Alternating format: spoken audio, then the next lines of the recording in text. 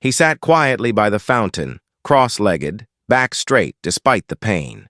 His jacket was torn at the sleeve, his boots frayed but polished. In his hand, he held a folded American flag, creased, faded, but untouched by dust. Holiday shoppers walked past him with heavy bags and hurried glances. Some looked away. Others muttered. Then came the security guard, clipboard in one hand, radio crackling on his shoulder.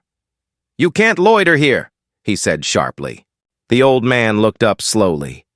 "Just resting," he said. His voice was steady but thin. "This spot's warm, that's all. Move along. Now." When he struggled to stand, someone laughed. A teenager pointed.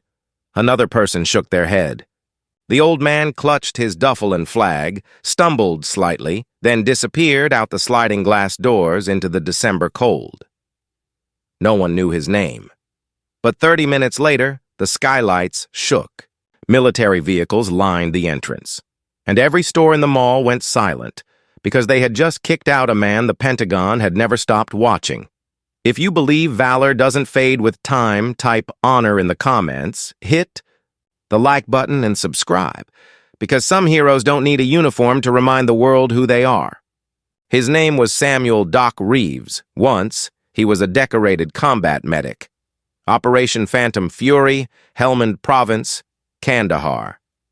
He saved lives with torn shirts and morphine drawn from empty syringes. 3 tours, 2 gunshot wounds, 1 silver star. No fanfare, no parade.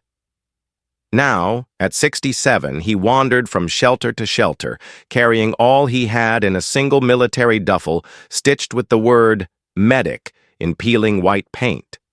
His VA benefits were delayed. Technical error, they said. He didn't fight it. He never fought for himself. That morning, he had walked 5 miles to the Willow Ridge Mall. Not for food, not for warmth, but for a single mission, to meet someone who never showed. A promise from an old squad mate. "My daughter works at the florist in the South Wing. She'll give you what you need." He waited for hours. Nobody came. All he wanted was a little dignity. Doc Reeves didn't beg. He didn't complain. He didn't hold a sign or curse at the world. He wanted to warm his hands, sip a little water from the public fountain, and wait in peace. Maybe, just maybe, someone would recognize the patch on his sleeve. He wasn't looking for charity. He was looking for remembrance. The mall was glossy, bright, pristine. Christmas carols piped through invisible speakers. Security was tight. Zero tolerance for vagrants, as the clipboard said. Doc didn't look like a threat. That's why no one saw him as a man. "Sir, you're making the customers uncomfortable," the guard said. "I'm not asking for anything. You're loitering. Move it." "I fought for this country," he muttered under his breath. "And now you're trespassing." The word stung, deeper than shrapnel. Outside, snow began to fall. He found a bench near the bus stop, just beneath a flickering street lamp. His hands trembled, not from cold, but from a pressure in his chest he couldn't name. Not anger, not sadness. Something older, something heavier. In the security office, laughter. "Dude had a flag," one of the guards chuckled. "Thought he owned the place." A cleaning lady overheard. She said nothing, but her eyes narrowed. She had seen the tattoos on his knuckles, unit numbers. She had seen his back, straight as a parade rest, even when he walked with a limp. In the basement level of the mall, a young man in civilian clothes opened a small metal case.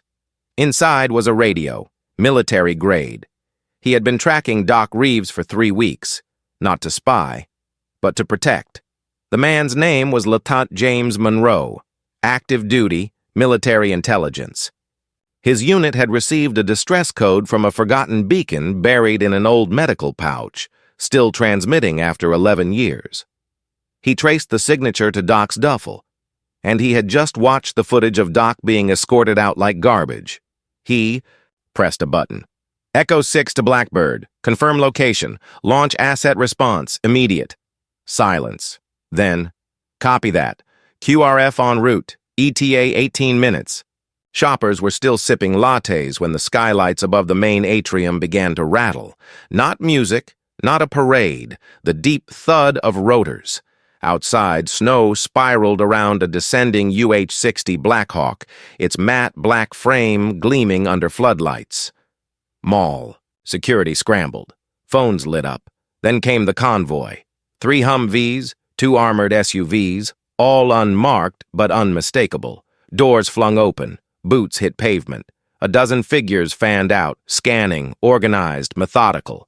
No one shouted. No one raised a gun. They weren't here to fight. They were here for a medic.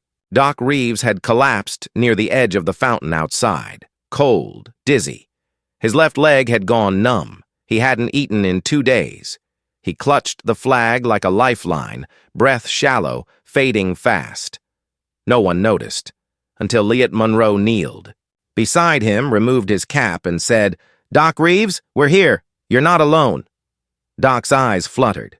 Recognition flickered. "James, you saved my father in Fallujah. You don't remember, but he never forgot."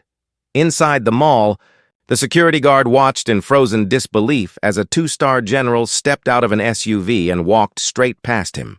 The general's voice rang across the mall floor, low but firm. "Where is the man you escorted out?" A trembling hand pointed toward the fountain. The general turned to his aide. "Clear the main atrium. Now." Within minutes, stores dimmed their lights. Music stopped. Crowds gathered quietly, watching as medics in military fatigues lifted Doc gently onto a stretcher, flag still gripped tight in his hand. The general approached him. "Samuel Reeves, combat medic, 3rd Battalion, 5th Marines. You are relieved." "Soldier, we've got it from here." Doc's lips cracked open. "Took you long enough." He smiled faintly. The next day, the footage went viral. Not edited, not dramatized. Just raw phone videos of an old man being helped by soldiers while holiday shoppers stood silent. The caption read, "They threw him out like he was nothing. Turns out, he was everything." By morning, news trucks were parked outside the mall. But Doc was gone, airlifted to Walter Reed, stable, warm, remembered. The general issued a personal statement. "America doesn't forget its medics. Neither do the men they saved." A week later, Willow Ridge Mall unveiled a small memorial in the central atrium. A bronze bench, a folded flag, and a plaque that read, "In honor of the unnamed heroes who walk among us, until we remember to look." The security guard resigned, quietly.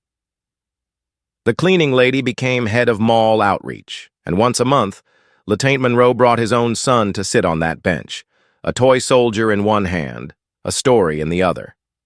Doc Reeves didn't ask for revenge. He didn't want pity. All he ever needed was to know that the blood, the pain, the quiet nights spent holding a brother's hand while the light faded from their eyes, meant something. Now they did. Every step someone took past that bench, every child who asked, "Who was he?" Every father who answered, "Someone who never gave up on us."